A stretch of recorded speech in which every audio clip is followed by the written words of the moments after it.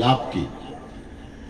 আছেন আমার মুক্তার, আছেন আমার বারিস্টার, সেজ বিচারের হাইকোর্টেতে তিনি আমায় করবেন পার। আমি পাপী রাসূল জাবিনদার, লা ইলাহা ইল্লাল্লাহ।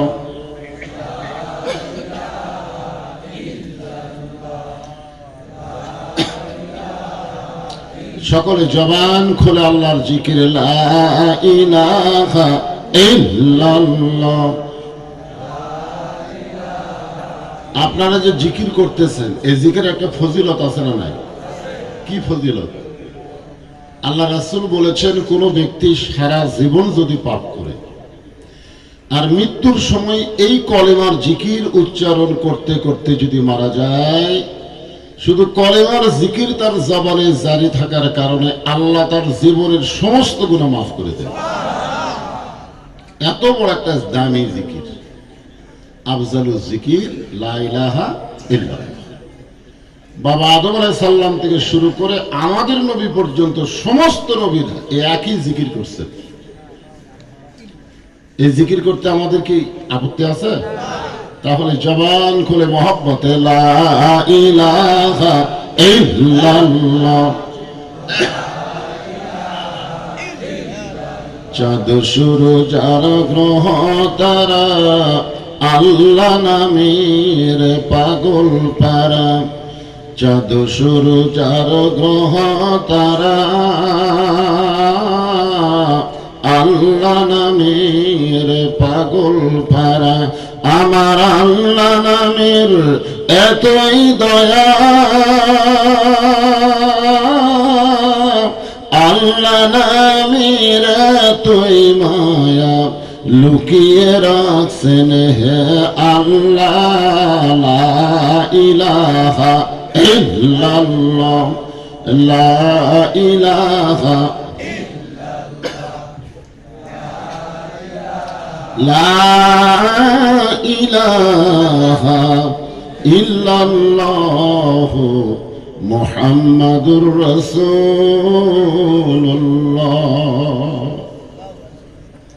মুহাম্মদ রাসূলুল্লাহ এটা কিন্তু জিকির না, এটা জিকির জিকির না। কারণ জিকির শুধুমাত্র কেবলমাত্র একমাত্র কার জন্য? আল্লাহ ছাড়া অন্য কোনো নামের জিকির চলবে না। কিন্তু কলেমার শেষে যখন মুহাম্মদ রাসূলুল্লাহ বললাম, এরপরে আপনাদের সবার উপরে কিন্তু ওয়াজিব, বলতেই হবে, না বললে ধ্বংসের দোয়া করছেন আল্লাহ। কে দোয়া করছেন? যে আমার নবীর নাম উচ্চারণ হলো অথচ নবীর প্রতি দরুদ হলো না, আল্লাহ বলেছেন তারা ধ্বংস হয়ে যাবে। কে বলছেন? আর দুইজন আমিন করেছেন। আল্লাহ দোয়া করছেন আর দুইজন আমিন করেছেন। সে দুইজনের একজন হলো জিবরাইল আর একজন হলেন আমাদের নবী। এখন বলেন, আল্লাহ যদি দোয়া করে, নবী জিবরাইল যদি আমিন কয়, সে দোয়া কত পার্সেন্ট কবুল হবে? এই জন্য নবীর নাম উচ্চারণ হওয়ার সাথে সাথে জবান থেকে বলতে হবে সাল্লাল্লাহু আলাইহি ওয়াসাল্লাম। আপনি দত্তকোষা বুড়ির বাড়ির মাহফিলে নবীর প্রতি দরুদ পড়লেন, কিন্তু একদল ফেরেশতা আল্লাহ এখানে মোতায়েন করেছে। আপনার মুখের দরুদ শেষ হওয়ার সাথে সাথে আল্লাহ রাসূলের রওজা মোবারকে দরুদগুলো পৌঁছায় দিবে। আচ্ছা, নবীর কাছে যে দরুদ গেল, এটা কি আল্লাহর কাছে আছে? নাই। আপনার আমলনামাও নাই, গেছে নবীর কাছে। যখন নেকি আর পাপ ওজন করার পরে দেখা যাবে নেকির পাল্লায় কম আর পাপের পাল্লা বেশি, ওই সময় আল্লাহ আমাদেরকে জাহান্নামে রায় দিবেন। তখন আমাদের নবী উকিল হয়ে, বারিস্টার হয়ে এই দরুদগুলো নেকির পাল্লার উপরে দিয়ে দিবেন, সঙ্গে সঙ্গে নেকির পাল্লার ওজন বেশি হবে। বলেন তো দরুদের এত দাম কেন? আপনারা জিকির করলেন, জিকিরটা হলো ইবাদত আর দরুদ শরীফ হচ্ছে মহব্বত। আপনারা বলেন তো ওজন বেশি কার, ইবাদতের না মহব্বতের? কেমনে বুঝলেন? আল্লাহ রাসূল বলেছেন, আমার সমস্ত উম্মতের নেকি যদি এক পাল্লায় দেওয়া হয়, আর আবু বকরের মহব্বত যদি অন্য পাল্লায় দেওয়া হয়, সমস্ত উম্মতের নেকির চাইতে আবু বকরের মহব্বতের ওজন বেশি হবে। এখন কি বুঝলেন? জিকির করা হলো ইবাদত, দরুদ পড়া হলো মহব্বত। তাহলে এই মহব্বতটা আমাদের অন্তরে রাখার দরকার আছে না নাই? যারা দাঁড়িয়ে আছেন, যে কয় ভাই বসেন, সময় বসেন, মাহফিলে বসেন, আল্লাহর রাস্তায় বসেন, দাঁড়িয়ে না থেকে বসেন, জায়গা আছে তো। অনেক জায়গা থাকলে হবে না তো, অনেক মানুষ নাই। হ্যাঁ, যে কয়েকজনে আছেন আপনারা বসেন। তো আমরা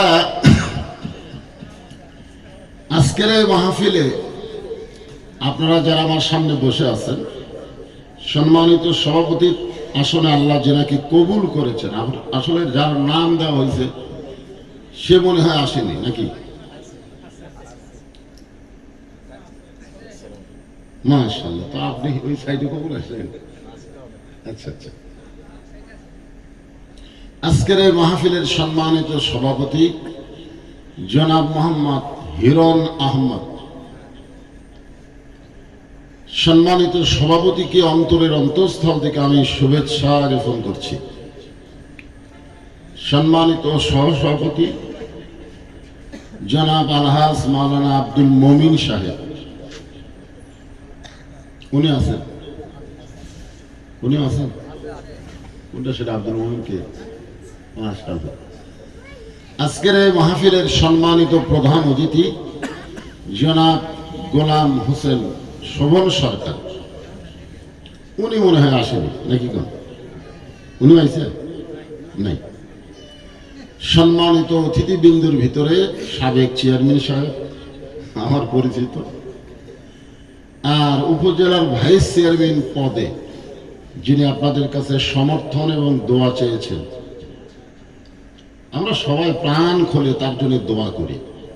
আমার তার দোয়া করা ছাড়া কোনো উপায় নাই, কারণ আমার তোর ভোট নাই এলাকাতে আছে। তা আমি প্রাণ খুলে দোয়া করি, আর আপনারা সিলটা মারবেন। সিল মারার পরিবেশ আছে তো আমাদের বগুড়াত নাই, একাই 100 মারে। খালি এরকম মুড়িলে ঠাস করে মারে, মুড়িলে ঠাস করে মারে। পরে হিসাব করে দেখা গেল যাই হওয়ার কথা তাই না হয় আরেকজন হয়ে বসে আছে। সম্মানিত সুধীজন, সম্মানিত ওলামায়ে কেরাম, আপনাদের মাঝে মাঝে যে সমস্ত আলেম ওলামা বসে আছেন, মঞ্চে আছেন, জনগণ কম হলে কি হবে? আজকের বক্তাগুলো খুব ভালো। আব্দুল মুমিন যখন ওয়াজ করলো, আমি তো মনে করছিলাম ফাটাফাটি জনগণ। ওয়াজ শেষ করে যায় বললো বাপজান 17 জন। আমার আগে যিনি আলোচনা করলেন, এত গুরুত্বপূর্ণ ওয়াজ করলেন, খুব সুন্দর আলোচনা করে আপনাদেরকে শোনালেন। আলেম ওলামা সহ আজকের মাহফিলের বক্তাগণকে অন্তরের অন্তঃস্থল থেকে আমি শুভেচ্ছা জ্ঞাপন করছি। আজকের এই মাহফিলে বাবা আলোচনা শুরু করতেছি, তখন আজকের এই মাহফিলে আমার সামনে যিনারা বসে আছেন, আচ্ছা মাশাআল্লাহ, ওনার নাম কিছুক্ষণ আগে উচ্চারণ করছি, উনি 1 মিনিট পরই আইছে। মাশাআল্লাহ।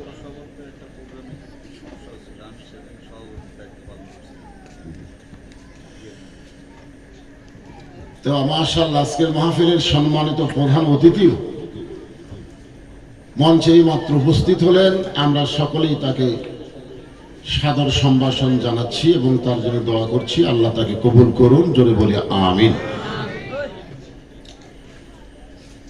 তো আপনারা যারা আমার সামনে বসে আছেন, পর্দার অন্তরালে যে সমস্ত মা বোনেরা অধীর আগ্রহে বসে বসে আলোচনা শুনতেছেন, আমি সকলকে শুভেচ্ছা জ্ঞাপন করে এই মুহূর্তে জানতে চাচ্ছি আপনারা সকলে কেমন আছেন? জি আলহামদুলিল্লাহ রাব্বিল আলামিন।